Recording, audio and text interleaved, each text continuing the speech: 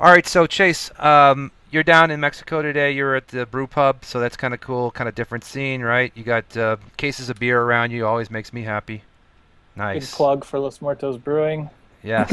Puerto Vallarta's first craft brewery. Nice. Gotta love Check them that. out if you ever come down. Yeah, how are the Yeah, waves today, by the way? swell's picking up. I seen in my surf group on WhatsApp that it's we got a new swell on tap. Looks like it's going to be all weekend. Ugh, love it. hmm Good thing I'll be down at LBI. All right, so let's chat with the chit chat. Tell me about what's going on. Tell me what's going on in the big news of the last week for our marketing world. Couple of things. I think one of the biggest is that Facebook is come out and said they're going to start sharing ad revenue for videos on their platform. So, it's pretty obvious that they've been pushing video on Facebook hard lately, and now they're taking a direct stab at YouTube's market share, and they're going to allow people to say, "Hey, I'm going to upload my videos straight into Facebook, and I want some share back." And so Facebook's saying they're gonna divide something like 50% of what they take on and give it back to the content producers. So that's a great piece of news for people that are creating great content. Another platform to monetize on. Yeah, Google's YouTube world seems to have been sort of splintered. I don't know whatever happened to it, but I just don't get the feeling that those ads have ever really worked very well. At least from what I can tell, we've tried to run stuff. It's been eh, you know. But Facebook seems to have figured it out to say, look, we're going to help the whole process. They kind of shove the process of having it fed to you properly. I think because the way that YouTube is set up, and also the demographics. And look, the older people buy stuff. Older people who are in Facebook, all the younger kids are on YouTube. Not to say that there aren't older people on YouTube, but I think the buying habits or the purchasing habits from older people are much easier to access in Facebook with these videos. That would be my consensus. Yeah, I mean they've done a great job. I think their player is sleek. You don't have those annoying pop-up ads that you have on YouTube, which I think nobody likes. Like you said, I would venture that half the people that click on them are doing it by accident because they're just missing the X button with their thumb. All right. So yeah, I think it could be a great thing. Facebook, they seem to be really thoughtful about when they do stuff like this, and I think it's going to be great. Like I said, as marketers, to me, Facebook ads are awesome. Nobody has that level of targeting capabilities from Facebook is less than what you paid. If the numbers work, Facebook is just a marketing machine. So I don't get the pushback when people freak out about this stuff. To me and to us, it's a great thing because it just solidifies Facebook as the best bang for your buck right now when it comes to, especially if you're a local business, to paying for ads. Yeah, speaking of Facebook, so they changed up the algorithm now to kind of go away from engagement and likes. So there was an algorithm that was cost per click and cost per engagement, cost per whatever like.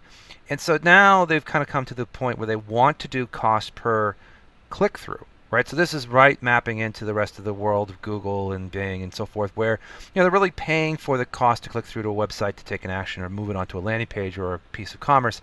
It makes a lot of sense. This is the beginning entry for them to probably raise their prices as well, as I think that's really what they're aiming at if I was them. Because at the end of the day, there's still almost a 10-to-1 ratio of cost between Google and Facebook for cost per click. So I think the reality is that we're heading into a new realm of Facebook becoming an advertising dynamo as they kind of figure out how to do this trickery that Google's pulled off, which is just facing every single result with an ad somehow.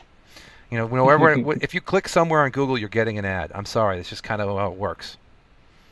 Yeah, well, that's kind of why I like Facebook again with the ads because they just feel better. They feel less like ads, right? It's content, especially with video. And, as you said, we're seeing them push more call to action buttons. Like you can put a call to action button on pretty much everything now. And that seems like the next step. Yeah, it's like, hey, you want to pay just for people that click that button? All right, let's do this. Yeah, and that's the right thing to do because I think the dynamics of shares and likes and so forth to the end user platform, like to me, I don't care. I want them to go to a website. I want them to go to my real thing. I know they would try to get people to stay within the platform, but look, it's money. So I think they've kind of figured it out. Tell us about Yeah. Pandora. Let's I heard some rumbling there. Yeah, so as you know, we've done some content creation for one of our clients, created them a new jingle for their brand, and so now they're we're talking radio and this and that, and Pandora's come up in the conversation, and so had a nice chat with our Pandora rep the other day, and I was really surprised at their pricing, and you don't really think about it, but Pandora's got a lot of data on you too. They know where you're at, where you listen to music, what kind of listen to music to, how old you are, if you're a guy or a girl.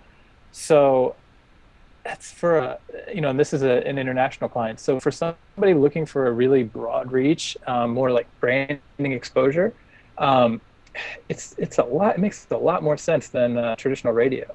You pay per million plays, and when you listen to Pandora, you can't skip an ad, right? And so it seems like it's really great. I think the cost is about 15 to 18 bucks for 1,000 plays. So when you combine that with their level of targeting, it's great value. No, I don't blame you for bringing this up because I know that the cost, like of using 1010 Wins or any of these major stations that we have here in New York City, it's off the chart. You're just not going to pay the 10,000, the 20,000 for main, you know, ads for a small business that just can't afford it. They can buy the off time, but who's listening? And where's it going? You're finding, people coming in from wrong directions because it's like a 100-mile radius when now you Yeah. can just go out of the zip code. And so, I wonder how well this will play out, from as this markets expand, the subscriber base, gets to a large level. Sounds like it makes sense in various dimensions. There's one barrier to entry, which is that right now they have a $5,000 minimum for a campaign, and there's no time frame on that. So you could be a week's worth of ads, or you could stretch it out as long as you want. But they did say that our rep confirmed that they're pushing for Q4 or Q1 of 2016, where it will actually be um, just like Facebook, where anybody can log in and create an ad and run it on a daily budget of whatever you want. But they said that's just they don't have the infrastructure to support that yet, but they're definitely working on it. So that's pretty cool. Yeah. Speaking of interesting, two things. One, Google's getting beat up by the EU for lawsuit issues with them giving bad results. Now, this is not uncommon. We all know that, again, I mentioned this before, everywhere you go with Google, you seem to be clicking an ad. But when it comes to being playing fair and doing the right thing for the end user consumer, which is their, do no harm and be the best guy and provide the best search results. Well, what happens when they're not really doing that, right? What happens when they're kind of skewing their results based off of their own data points that might not be valid? And so of course Yelp, the giant pirate of the internet's coming and screaming bloody murder because they've got bazillion reviews. Hey, our data is better than your data. Why are you showing like one review when this guy has 117 reviews? Why aren't you showing that real data? That's what people want to see. Now, doesn't make sense. I mean, it's a business. We all get that. They got to make money. But at the end of the day, I think what's going to end up happening is these antitrust things come in and is monopolizing, everything and kind of skewing. It will come to a point where there'll be other alternatives, and I think it will go away. I don't know if anybody's going to win against Google, but this is sort of where things end up when you become that big, is that you have so many other detractors that are coming at you because you're not playing fair. Yeah, it's pretty interesting. I mean, when I read that, I was laughing because for Yelp to try to call anybody out on ethics and moral activity is pretty funny to me because we all know how Yelp operates. But it's interesting, and I think it, like you said, inevitably something. If Google's doing this and they're not putting the user at the forefront, I mean that's supposed to be their primary job, right? So if they're not doing that, something's going to come out that will do it, and it'll just be a straight up aggregator, and it'll be a matter of time. But for right now, Google's still the giant, so Well, it's just speaking of funny to see those two going at it. yeah, speaking of giants, I'm always a fan of Amazon. I think that they win everything at the end of the day because they're just an amazing machine that's just becoming more and more, I think, sort of the next biggest player for search as well. I think they're going to enter into the market because it just makes sense. But so Amazon Prime Day is July 16th. I believe it will be the largest day ever in history for e-commerce because it will be bigger than Black Friday because we have emotional let's just say, tie downs into the Prime world. So that if there's going to be big specials and you can get X amount of things for free, or everybody's running a special, it's Prime Day, and it gets blasted by the news. Who's to say that, we don't end up with a holiday now that's based off of some company, right? So do you think that other companies are going to run promos under the Prime Day banner? Like, I hey, don't it's know. Prime Day, we're going to offer I, whatever too. I don't think I don't know if this year they will, but I think if it proves out to be the largest e-commerce day, yeah, next year will be monstrous. But there'll be huge. You'll see it in the news. You'll absolutely. If you're a Prime, which most people, there's 40 million Prime people now. I mean, Mm-hmm. hello, that's the average Prime person spends $1,500. That's what they think that the statistics are. It's crazy. Yeah, well, no doubt it's going to be a big day if it's not the biggest day. And yeah, I don't know if you saw, but Amazon just opened up a facility in Mexico. So that's huge news for us that live down here most of the year, as a lot of products on Amazon won't ship to Mexico, and now they're kind of going right around that roadblock and offering way more products to us down here. So Amazon is steadily marching to definitely global domination. So Yeah. like you said, if they decide they want to get into search, who's going to stop them? Well, the interesting thing is, so 30% now of e-commerce is being transacted on mobile devices. So if you think about it, it's not just because like Black Friday is the day, and then we're comparing it to Prime.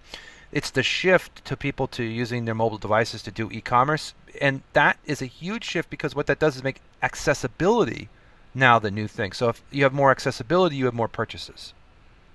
Well, that's the genius of Amazon, right? Is because your cart is stored. So it's like a one-click checkout on your phone, and they sell everything. So it's like I just find myself defaulting back to Amazon so much more now, and whether that's good or bad, it's the most convenient checkout for sure. Yeah. All right, another great episode. We'll see you next episode. Chase, please watch the waves for us and tell us how the surf was next time we come on. Will do.